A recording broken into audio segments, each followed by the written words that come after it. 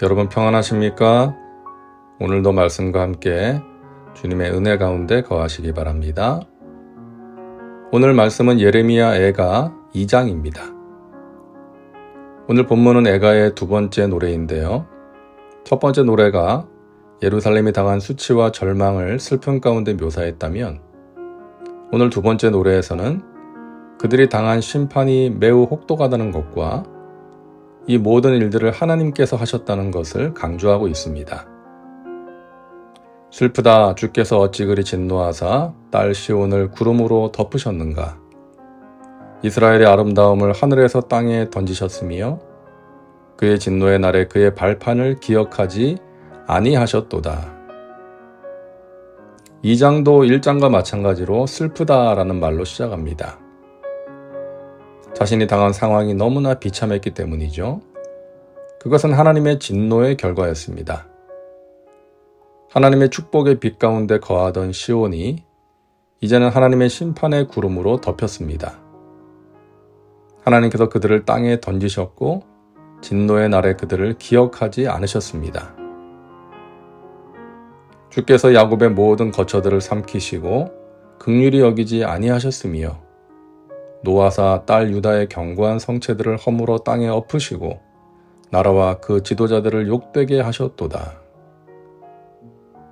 하나님께서는 죄악의 소굴이 되어버린 예루살렘에게 진노하사 모든 거처들과 성체들을 허물어 버리셨습니다. 하나님께서 온 나라를 파괴하시니 지도자들도 수치를 당합니다. 백성들을 억압하고 잘못된 길로 인도한 자들에게 임하는 당연한 결과입니다.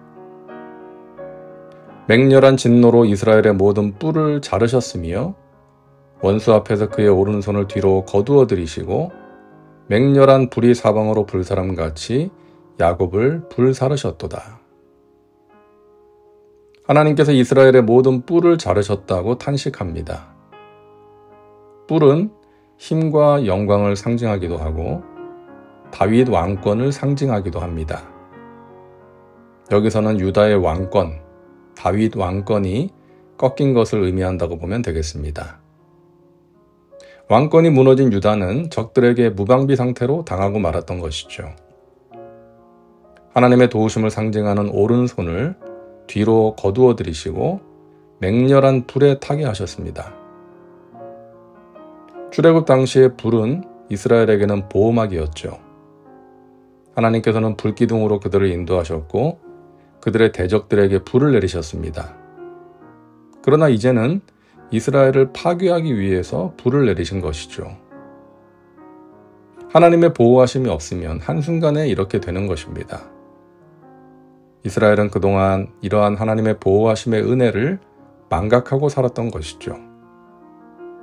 그 은혜가 없으면 살 수 없다는 것을 잊어버리고 세상에 빠져서 세상의 것들만 추구했던 것입니다. 원수같이 그의 활을 당기고 대적처럼 그의 오른손을 들고 서서 눈에 드는 아름다운 모든 사람을 죽이셨으며 딸 시온의 장막에 그의 노를 불처럼 쏟으셨도다. 하나님께서는 구원의 상징인 오른손을 거두어 들인 것에 그치지 않으시고 그 손을 내밀어 유다를 치셨습니다. 과거에 유다를 도우셨던 그 손으로 이제는 그들을 치신 것입니다. 그렇습니다. 부모가 자녀를 씻기고 먹이고 입혔던 그 손으로 자녀가 잘못하면 때리기도 하는 것이죠. 하나님께서 이스라엘을 원수처럼 치셨다는 표현이 오늘 본문에는 여러 번 반복되고 있습니다. 주께서 원수같이 되어 이스라엘을 삼키셨으며 그 모든 궁궐들을 삼키셨고 견고한 성들을 무너뜨리사 딸 유다의 근심과 애통을 더하셨도다. 하나님께서 이스라엘의 원수같이 되셨기에 그들을 삼키셨고 견고한 성을 무너뜨리심으로 유다의 근심과 애통을 더하셨다는 것입니다. 그러므로 하나님의 진노의 대상이 되는 일은 없어야 하겠습니다. 하나님께서 우리의 원수같이 되는 일은 없어야 하는 것이죠.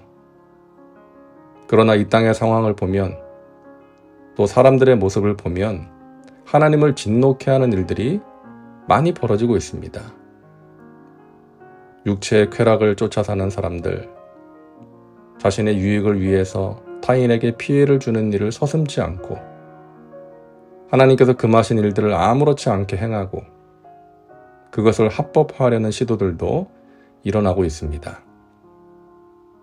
믿는 자들도 말씀 위에 바로 서서 살아가지 않고 하나님의 뜻에서 벗어난 생각과 말과 행동을 하면서 살아가고 세상의 방식을 따라 살아갑니다. 많은 주의 종들도 예레미야 시대의 거짓 선지자들처럼 하나님이 주시는 말씀을 전하기보다는 사람들이 듣기 좋아하는 말씀만 전하려고 하고 성도들도 자신들이 듣고 싶어하는 말씀만 들으려고 합니다. 탐심에 사로잡혀 자신의 배만 불리려고 합니다. 이런 시대를 바라보시는 하나님의 마음이 어떠실까요? 예루살렘의 상황을 바라보면서 객관적인 시각으로 이야기를 진행하던 에가의 기자는 이제 자신의 감정을 여과 없이 드러냅니다.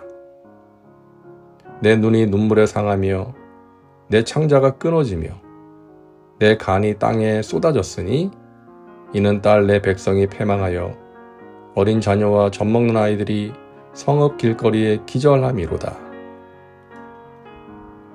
예루살렘의 비참하고 절박한 상황을 바라보고 있자니 눈이 눈물로 짓무르고 창자가 끊어지도록 아프고 간이 녹아서 땅에 쏟아지는 것처럼 고통스럽다고 말합니다. 어린 자녀와 젖먹는 아이들이 먹지 못해서 탈진한 상태로 거리에 쓰러져 있고 결국 어머니의 품에서 숨을 거둡니다.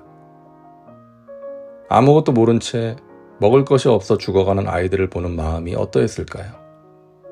무엇보다 자신의 품 안에서 죽어가는 자식을 바라보는 어미의 마음이 어떠했을까요? 엄마의 품은 자식에게 있어서 평안과 풍요를 주는 곳입니다. 그러나 이제는 죽음을 맞이하는 곳이 되었습니다.